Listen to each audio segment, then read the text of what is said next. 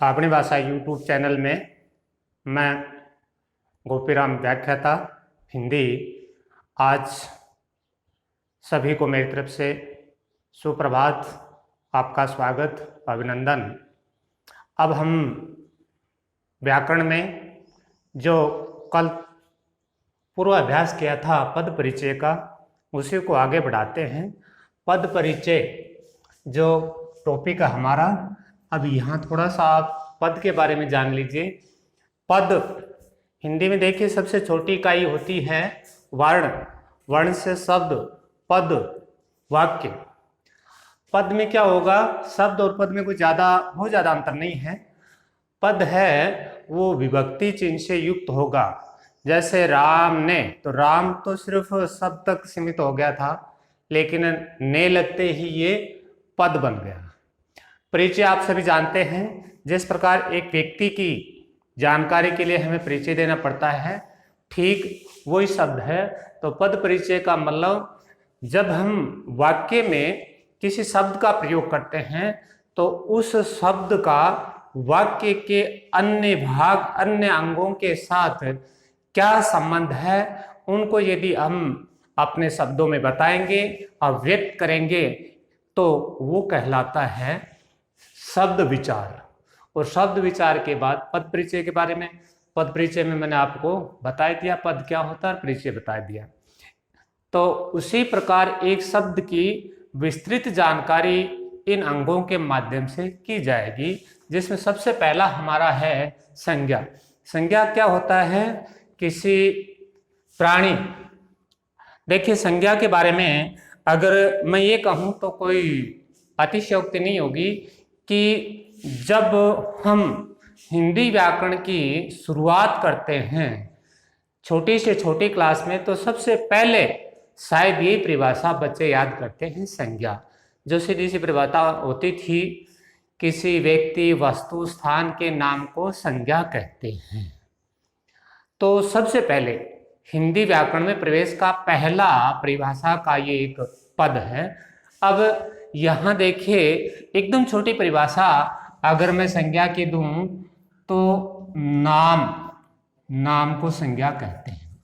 अब नाम किसका होगा, नाम इस संसार में, इस जगत में व्यक्ति की जगह अब यहाँ प्राणी क्यों लिया गया कि जो सजीव है उसमें सभी प्रकार के प्राणी आ जाते हैं, जीव जंतु। उसके बाद वस्तु, या तो किसी प्राणी का नाम होगा, या वस्तु का नाम होगा, या स्थान का नाम होगा, या भाव का नाम।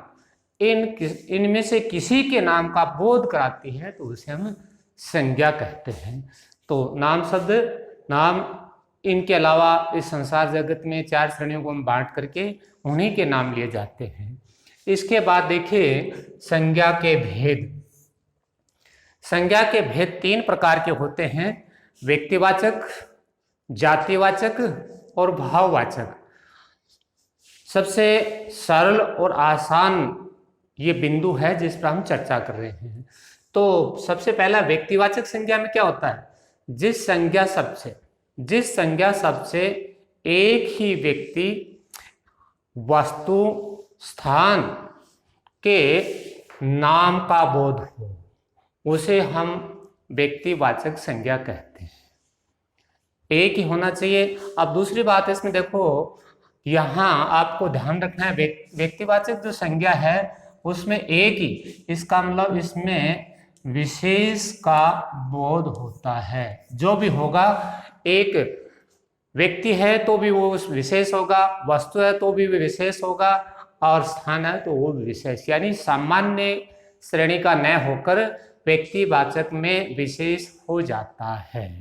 अब इसमें आता क्या है, ये जैसा नाम आपने देखा तो इसमें व्यक्ति, देश, शहर, नदी, समाचार पत्र,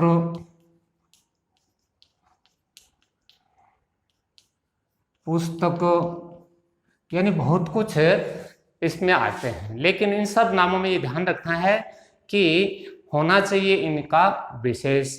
महीनों के नाम, दिनों के नाम, पर्वत, ये सारे के सारे जो प्रकार हैं या जो नाम हैं वो आते हैं व्यक्तिवाचक में। इसके बाद अगला बिंदु हमारा है जातिवाचक। जाति, जाति शब्द से हम जानते हैं एक समूह का बोध होता है, कौन सी जाति से आप बिलोंग करते हैं या कौन सी जाति से जुड़े हुए हैं, तो उसी की परिभाषा को इस रूप में परिभाषित किया गया है, जिस संज्ञा शब्द से किसी जाति, लेकिन उस जाति का दूसरा बिंदु है संपूर्ण, यानी संपूर्ण होना चाहिए। उस संपूर्ण में क्या होगा, संपूर्ण प्राणी हो सकते हैं, वस्तु हो सकते हैं, स्थान हो सकते हैं, आदि का बोध हो, उसे जातिवाचक संज्ञा कहते हैं। अब देखिए, आप छात्र और विद्यार्थी पढ़ते हैं तो इन दोनों में उनके उलझन होती है, जातिवाचक और व्यक्तिवाचक में। तो सीधा सा ध्यान रखें आप कि व्यक्तिवाचक हमेशा विशेष के लिए प्रयुक्त होगा और जातिवाचक है वो हमेशा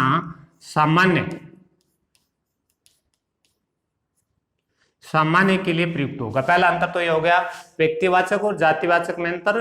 व्यक्तिवाचक संज्ञा हमेशा विशेष यानी स्पेशल को इंगित करती है, जबकि जातिवाचक है वो सामान्य को।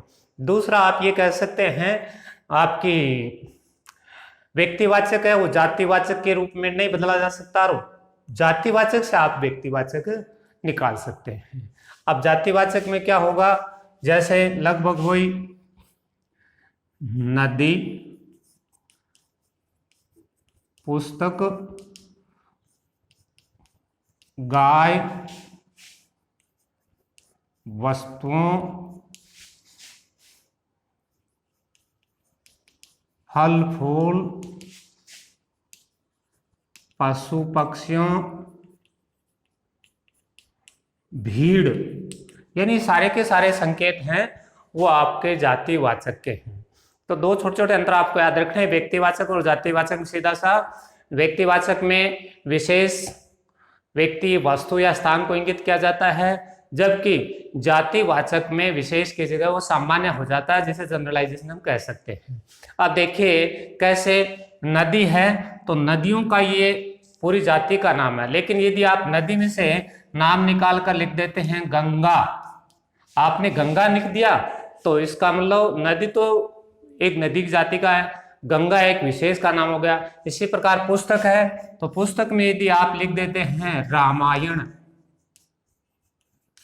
तो ये हो गया व्यक्तिवाचक। यानी जातिवाचक में से हम व्यक्तिवाचक को ले सकते हैं, तो ये दोनों में अंतर हो गया। एक समूह है के रूप में, जैसे यहां लेते हैं हम फल, फल तो बहुत सारे हैं, यदि आप उसमें से नाम लिख देते हैं आम तो ये हो गया व्यक्तिवाचक। फूल, फूल बहुत सारे हैं, आपने लिख दिया गुलाब का फूल तो ये व्यक्तिवाचक हो गया। यानी ये जो सारे के सारे संग्रह हैं उनमें से एक का नाम लिखता है वो व्यक्तिवाचक हो जाता है। तो ये जातिवाचक और व्यक्तिवाचक में शायद मेरे हिसाब से अब आपकी समस्या नहीं होगी।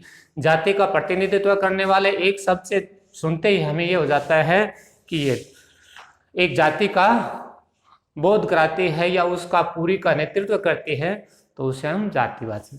थोड़ी सी आपके इन दोनों में हो सकता है संदेह की स्थिति हो, तो इस प्रकार आप ध्यान रखें कि जातिवाचक से आप व्यक्तिवाचक में जा सकते हैं। व्यक्तिवाचक है वो विशेष होता है, जातिवाचक सामान्य होता है। इसके बाद तीसरी जो है भाववाचक संज्ञा, जैसा कि भाव, भाव शब्द आप जानते हैं जो स्पष्ट रूप से दिखाई देते भी है नहीं भी देते, जिस संज्ञा शब्द से वस्तुओं के गुण, धर्म, दशा, कार्य, मनोभाव, मन के भाव आदि का बोध हो, उसे भाववाचक संज्ञा कहते हैं। तो इसमें क्या आता है, गुण, दोष, व्यापार, अवस्था, अमूर्त भाव और क्रियाएं,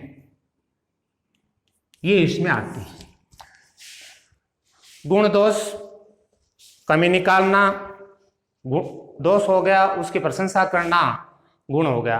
व्यापार, व्यापार के बारे में आप सभी जानते हैं कि व्यापार कई प्रकार के होते हैं। अवस्था, बैठना, खड़ा होना, चलना, जो भी अवस्थाएं उनकी चर्चा होगी।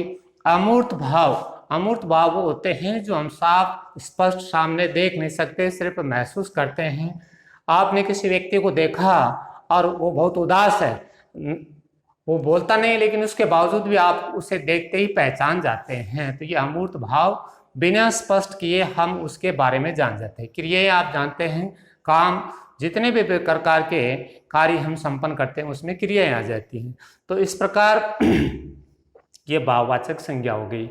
अच्छा, भाववाचक संज्ञा है वो इनसे बदल जाती है। वो किससे बदलती है? जातिवाचक संज्ञा से भाववाचक संज्ञा बनती है, सर्वनाम से भाववाचक संज्ञा बनती है, क्रिया से भाववाचक संज्ञा बनती है, विशेषण से भाववाचक संज्ञा बनती है और अव्यय से भी भाववाचक संज्ञा बनती है। तो इस प्रकार आज का हमारा एक छोटा सा टॉपिक और पद परिचय का पहला अंग संज्ञा के बारे में हमने पढ़ा, समझा, जानकारी प्राप्त की।